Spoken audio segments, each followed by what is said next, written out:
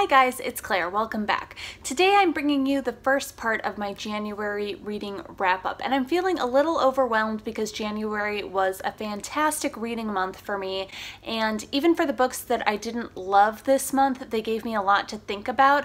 So I decided to split up my wrap-up into two videos just so I have enough time to really do justice to each of these books. And in tomorrow's video, I'll be talking about my 3 favorite books from this month. Today, I'll talk about the rest of the books I read this month. The first book I wanted to talk about was Quiet: The Power of Introverts in a World That Can't Stop Talking by Susan Cain. So I've seen this book talked about on a couple of different booktube channels, and this book, which was published just 5 years ago, has a shockingly high number of ratings on Goodreads. I think it has over 230,000, and I think that's because this book kind of straddles being a research and study-based sort of self-help book and also being a business book that offers professional tips for introverted people. And to be completely honest, I'm usually not interested in self-help books or business books, but I did find that this book had some pretty interesting ideas. I think this book did a pretty good job of interrogating why American or Western society seems to value extroversion just on principle, and why we value things like talking over listening, and whether or not you buy into the idea of the introversion-extroversion binary. I do think this book had some interesting things to say about the different ways that people are stimulated, whether you're someone who gets stimulation from within or if you're someone who is stimulated and energized by other people. And I think that understanding how much interaction and stimulation you need is really valuable and really powerful, because then you can make good decisions for yourself about how much you want to socialize, how much you don't want to socialize. But a lot of this book was very much sort of business oriented and oriented towards professional life. Susan Cain has a kind of corporate Wall Street background, so I think that's where that comes from. So in general, I didn't find this to be a super necessary read, but I did find it interesting at times. And basically all I would say is, like, if you want to stay in on a Saturday night, just stay in on a Saturday night and don't feel bad about it. So next up is Hard-Boiled and Hard Luck by Banana Yoshimoto. And this is actually 2 short stories in one book, and they both explore loss and death, which have been central themes in all of the books by Banana Yoshimoto that I've read so far. And I'm finding that the more I read Banana Yoshimoto, the more I appreciate her books for what they are, which I would say is kind of short stories or novellas written in a very stripped down, simple, and easy style that still has these kind of moments of surprising depth and beautiful insight. And I would say that her books are really more well done pop lit as opposed to hardcore literary fiction with a capital L. And I only say that because when I first read her, I think I was expecting something more literary or more sort of grandiose in its ambitions, and that's really not what her books are. And in some ways, I find that I kind of am appreciating her body of work as a whole more than I appreciate any one particular book or story. All of her stories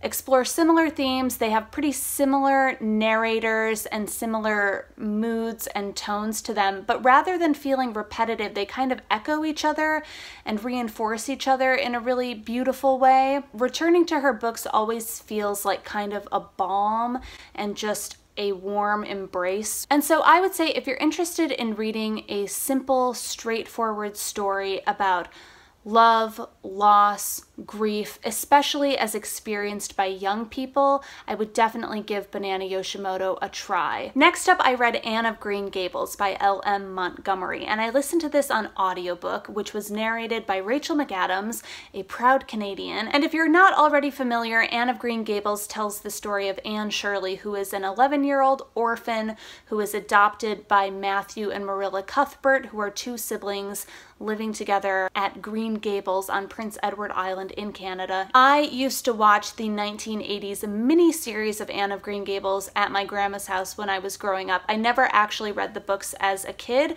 but listening to this book was really fun because it kind of was a fun way to revisit all of Anne's very iconic adventures and misadventures. But what was really fun about listening to the book was realizing that on the page Anne comes across as just as vivid and endearing as she is in the many screen adaptations that have been made of these books. Anne is so earnest and like a tiny lunatic, and you just can't help but love her. It was a really fun read. I really recommend listening to it on audiobook. I just had a really nice time with it. I had a better time than I thought I would, so I definitely recommend it. And lastly, I want to talk about A Tale for the Time Being by Ruth Ozeki.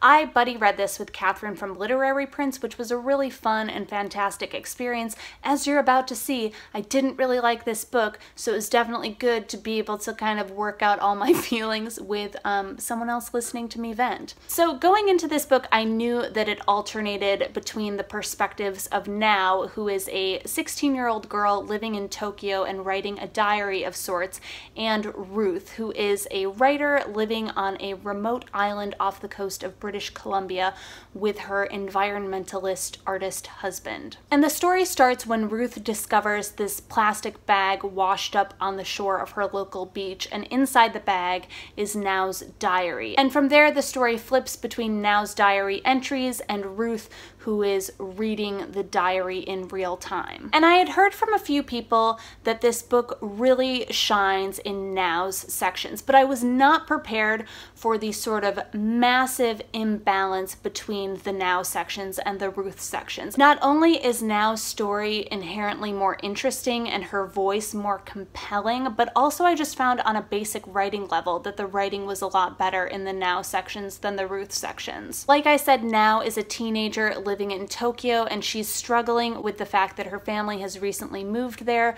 from Sunnyvale, California. Her father is also unemployed and suicidal, and she herself is struggling with some really horrible and unconscionable bullying at the hands of her fellow students and at times even her teachers. In Nao's sections, Ruth Ozeki is able to capture the voice and mood and tone of a real flesh and blood teenager in a way that's really fun to read and really searingly painful at times. And next to all of that, the Ruth sections just pale in comparison, mostly because Ruth's concerns next to Nao's concerns just feel kind of petty and trivial. She's like working on a memoir that she hasn't been able to finish for 10 years, and she is kind of dealing with the annoyances of living on a remote island, but it's also like, well, you chose to live here, so like, I don't know, sorry the power keeps going out. Ruth's sections felt really bloated with excess sort of daily procedural details. Like, I don't need to know every time you like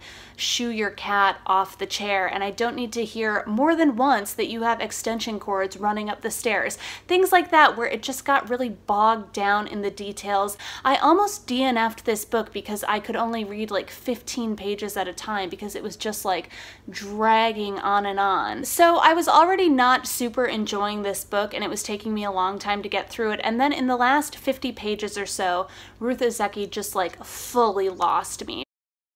She tries to do this thing where she ties together Ruth and Nao's stories, which is something I was expecting from the outset. She kind of sets up this mystery of what happened to Nao, why did this diary wash up on Ruth's shore, what is the thing that's connecting them. Instead of providing any sort of satisfying resolution, Ruth Ozeki instead is like, oh, here's a bunch of improbable dream sequences and just information dump after information dump, and then through quantum theory, Ruth Ozeki, don't have to come up with an actual ending to my book. Like, it's all ambiguous. There are infinite timelines, and just like, are you kidding me? I just found the whole quantum theory thing to be a total cop-out, because it's not like any of the rest of the book is really exploring quantum theory or the ideas associated with that in any way. So anyway, the ending was a massive letdown, and also I didn't even mention that this book is trying to tackle, among many other things, the topics of Zen Buddhism,